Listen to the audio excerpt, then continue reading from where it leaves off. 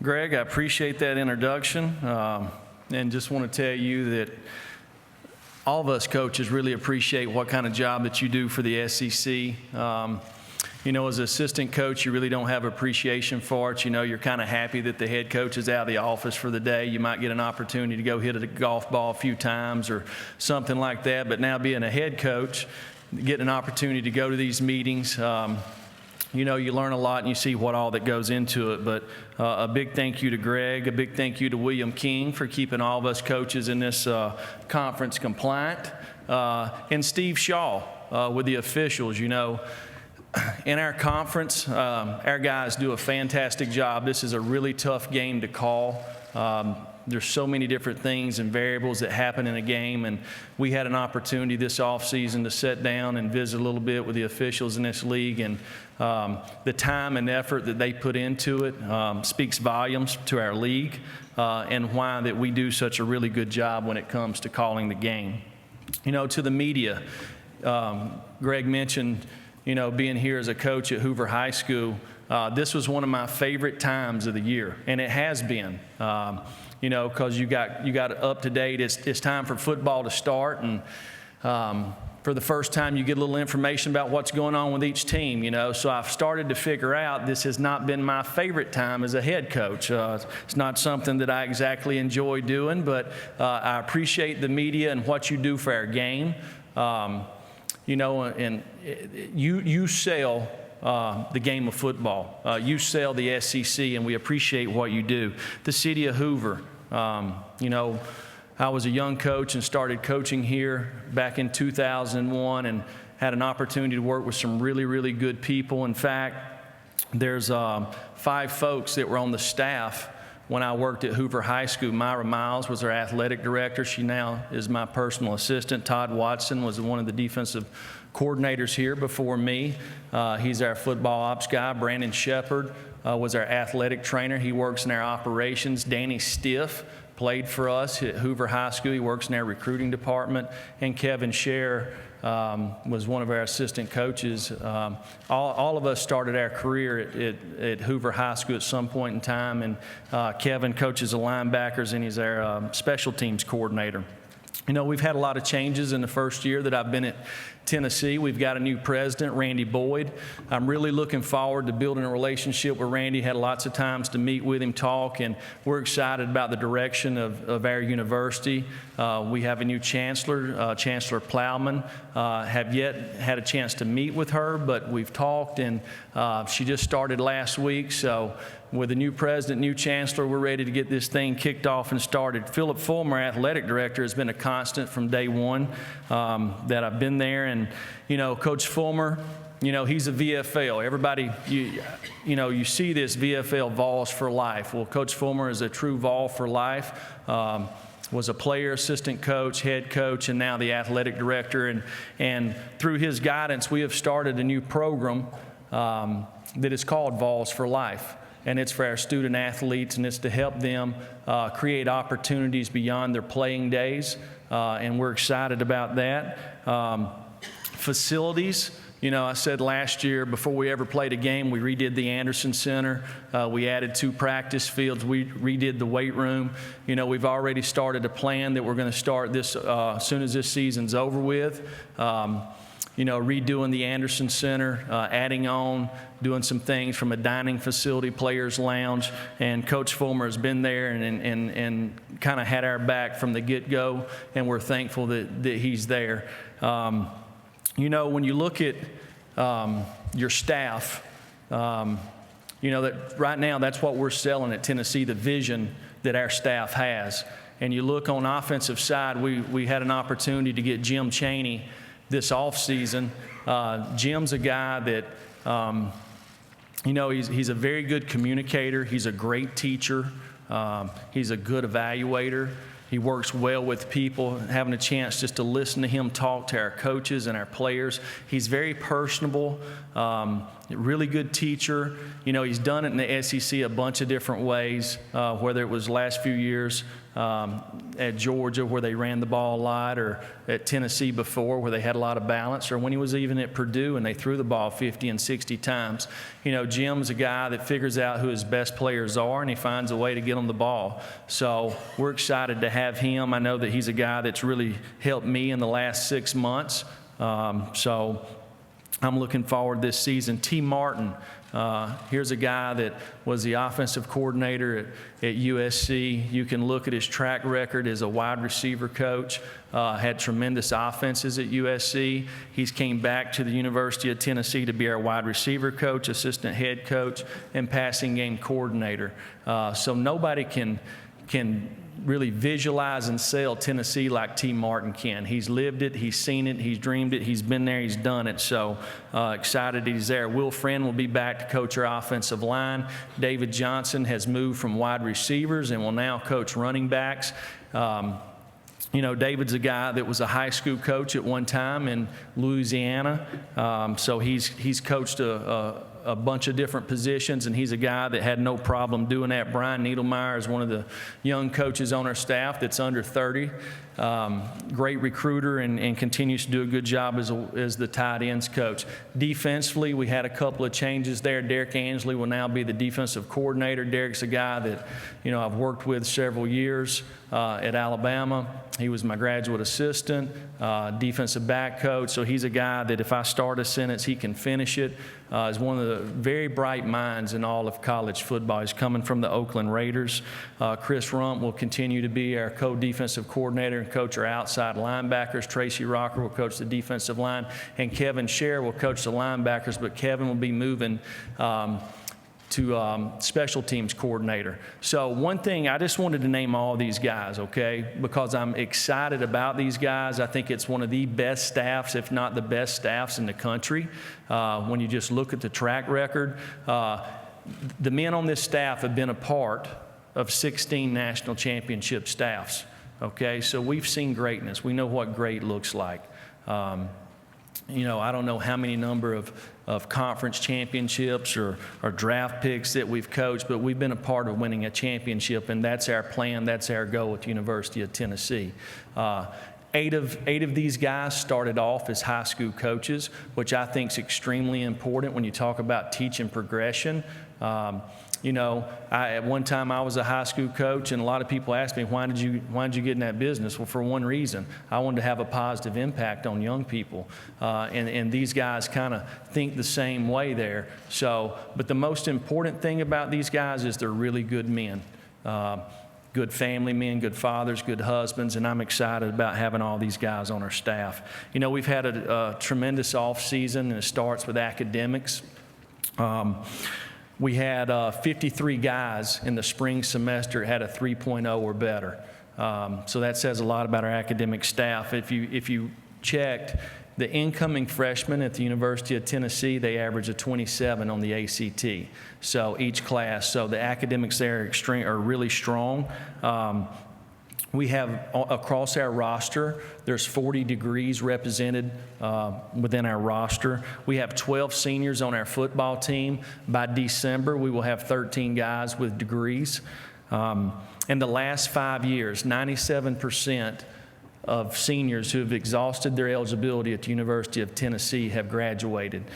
So that says a lot about our academic support and the importance of academics at the University of Tennessee. Like all football seasons, we had several surgeries or a few surgeries at the end of the year. But all of our guys participated in spring. Geronimo Boucher, Matt Rapay, and Dr. Chris Klink, their athletic training staff, they've done a fantastic job with our guys, getting them back ready to be on the field for spring ball, and nobody missed. Craig Fitzgerald is our strength and conditioning guy. Him, along with Rachel Feaster, they had a huge challenge for them this off season. We had a lot of big, long, skinny guys. So we had several guys that weighed 260 pounds that went from 260 to 310 or 270 to 320 in the last 8 months. So these guys, Craig and his staff, along with Rachel and her staff, have done a really nice job with our strength and conditioning, tying it together with nutrition. And when you look at our football team, we've completely changed. I told somebody the other day, this time last year, we had 2 guys on the offensive line that weighed over 300 pounds. Now we have 15. Does that make you a football player? No, it doesn't. But I can assure you this: in this league, when you start putting people up front, it helps to have large men. So the guys who are on our team have worked really hard to continue to grow and develop, and that's important because we have a young football team. You know, spring practice, I've talked about this several times. We had 14 really good spring practices. We had one day that I think everybody in our program would like to get back. You know, for the first time, the first spring, we had several guys that we moved around. They might have been a corner one practice and a safety the next. Some of them went from corner to wide receiver, or from tight end to running back. We didn't have any of that this spring. After being there for a year, we know the players that we have. We know what their strengths are, what their weaknesses are. And I think that's been extremely important in the development of our football team. Obviously, the longer you do something, the better you get at it. So guys are playing the same position they played last fall throughout the spring, so it has helped in the development of our team. The guys that we recruited, we have 23 new signees. We knew how we wanted to plug them in. So we recruited to the team that we had. So we've made lots of strides. I think it's important for us that for the first time, we had enough bodies up front to practice the right way this spring. A lot of people say, what do you mean practice the right way? Well, if you went to a spring practice and saw folks getting after it, there's a lot of large men running around hitting everybody real hard, okay? So our guys, we learned to practice the right way. We had enough bodies. I think the first spring we had 6 offensive linemen on scholarship that were there. So now we had lots of guys, and it's really helped the development of our team, because if you can't practice, how do you get better? Okay? How does a linebacker fit to runs if you don't have enough offensive linemen up there to block, to practice the right way? How does a defensive lineman learn to fit blocks or pass rush or et cetera, or running backs hit the hole? But we had 60 guys that attended May mini-mester. Okay? Lots of times wherever I've coached, most everybody goes home in May. We had 60 guys who did not. They chose to be at the University of Tennessee to continue to work in the weight room, to take another class, and I think that says a lot about the direction of our program. If I look back from the year before, we had like 20. So we've tripled that in a year's time, and I think we'll see a little bit of dividends this fall by the extra work that these guys have put in. You know, we've got 3 young men here today. This time last year, when it come time to choose who was going to come with me to media days, I had no idea. I didn't know the football team. And this time it was much harder to pick just 3 guys to come. We have several guys, in my opinion, that are deserving to come. The first guy that I'm going to mention is Jarrett Garantano. Jarrett is our quarterback. He's a guy that I believe in, I have confidence in. He's from New Jersey. He's majoring in psychology. He'll have his degree in December. Jarrett's a guy that has lots of arm strength. He has talent with his feet. He can extend plays. He's a tough guy, and I think everybody in this room that's covered Tennessee football for the last 3 years knows and respects the fact that he has toughness. The football game comes easy to him. He can handle a lot. He can change plays at the line of scrimmage. And he can get us in the right protections. But the most important thing is Jarrett has the respect of his teammates and the coaching staff. And he's been a fantastic leader for us over the last 6 months or 8 months as we started this off season, and we're excited about his future. Daniel Batuli is a linebacker. He's out of Nashville via the Congo. You know, Daniel's a very unique individual. When one of the first times I met with him, you know, we got to talking about where he was from, and he told me, he said, "Coach, I speak 3 languages." And so one of them obviously is English and French, and then the dialect from the village that he's from in the Congo. And I told him, I said, Daniel, I only need you to speak one language, and that's our football language. So we're kind of talking, after a year's time went by, I can see Daniel with his leadership and the work that he's put in with our football team. He now kind of speaks the same language that everybody on our defensive staff does. Darryl Taylor is an outside linebacker. Darryl's from Virginia. He's a communications major. He'll get his degree in December also. Darryl's a guy that has worked extremely hard. In the last 18 months that we've been there. He was a guy that signed as a 4-3 defensive end that moved to a 3-4 outside linebacker, even though there's not much difference in it. But Darryl has done a really good job. He's changed his body. He's put on 25 pounds in the last 18 months. He's now big enough to me be a football player in this league and to be an effective football player. I think last year he had 9 sacks in 3 games. So that sounds really great. And one of the things that I'm sure that he'll tell you, the reason he came back is, where did those other 9 games go? So, but he's a guy that's worked extremely hard this offseason and provided great leadership. We've really had a lot of success in recruiting, and I'm going to tell you, a lot of people want to give coaches credit for recruiting. I'll tell you right now, the best recruiters you have are your football players. And the best recruiters we got on our campus is our football team right now. They believe in where we're going.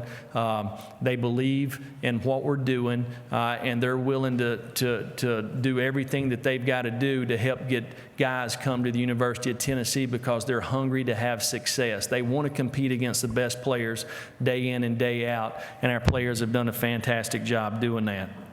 When you talk about positions, I said a little bit about quarterback. The thing that I'm interested in this fall camp is after Jared, we don't have a quarterback on our team that's ever took a college snap. So that's going to be important for us, and we only have 3 guys on campus. Most schools have 4 or 5. We have 3. So it's going to be important for us to establish a backup quarterback in fall camp, and hopefully we'll be able to do that. But that's going to be an important part of our football team. At running back, I've said this before, I feel like we have several guys that they all have different type abilities, different strengths, different weaknesses. But one thing about these guys, I like their competitive spirit. The guys compete really hard every day against the defense and against each other. And so we have 5 guys there that have worked really hard this offseason. At tight end, we have Dom Woods Anderson, who I think is one of the more talented guys in this league that's coming back. Last year was his first year in the league. He was a junior college guy. So he played mostly wide receiver in college, but you're talking about a guy that's 6'5", 270 pounds and runs a 4.6 40. So the guy has lots of playmaking ability.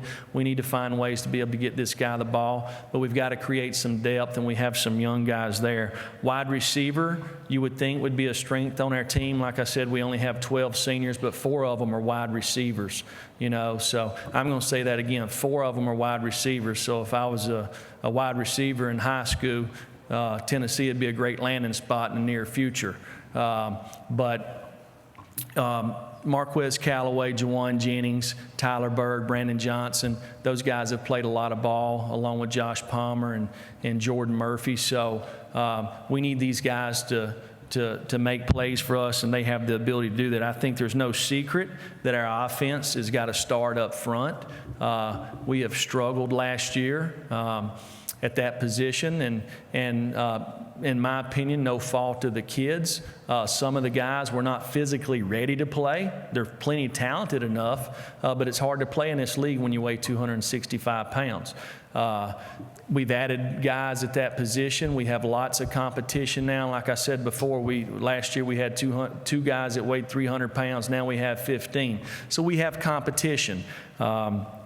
And it's going to be important for us to figure out who those 7 or 8 guys are early on that are ready to play in this league, and get these guys enough reps and get them ready to go, because I feel like that we have really good pieces around them, and we got good guys up front. They just don't have a whole lot of experience. Defensively, You know, it starts up front in this league with the D-line. We lost 3 seniors up front, so we have very little experience on the defensive line up front. We have 1 senior, 1 junior on our roster. Our guys have worked extremely hard to get their bodies, in my opinion, where they're ready to compete in this league, but until you've done it, you don't know. So to me, it's a huge question mark because there's very little experience there. Outside linebacker, we got some guys that return. But one thing about our position at outside linebacker, we only have 5 guys on the team at that position on scholarship. And everywhere else I've ever been, we've carried 8 or 9 what we call DPR, designated pass rushers. We only have 5. We need to stay healthy at that position. We have guys like Darrell Taylor, DeAndre Johnson, Kevon Bennett that have played and have experience, but it's a dangerously low number, and it's one of the big selling points for us has been in recruiting. If you want to be able to rush the quarterback, there's an opportunity at Tennessee. Okay, just by sheer numbers. So after this year, we'll only have 4 guys back. Jordan Allen's another guy there that will contribute.